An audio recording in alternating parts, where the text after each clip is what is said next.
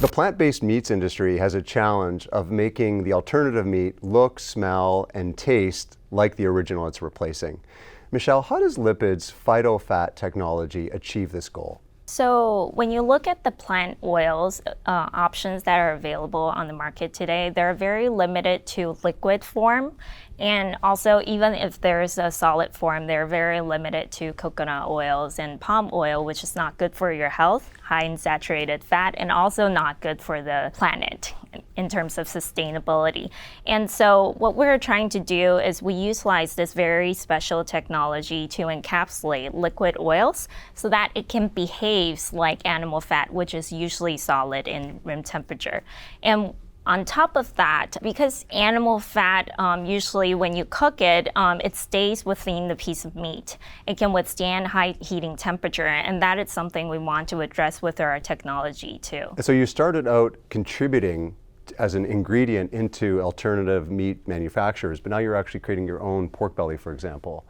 What is the manufacturing process you've created that gives you an advantage? The advantage is that we have a very unique fat that we're the only one that knows how to make it. Right. And on top of that, because we know the process of creating this type of fat, we have a better knowledge into creating or applications of this fat into, let's say, a whole cut meat. And that's why we decided to use pork belly as our product, because it's very high in fat. And you really need that fatty tissue to make a whole cut meat looks like one.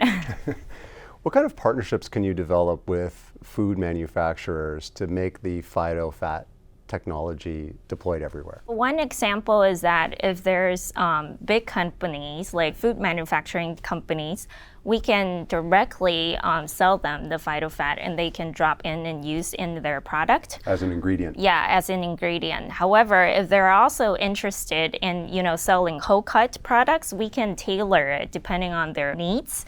And then we can just directly also sell the final products to them too.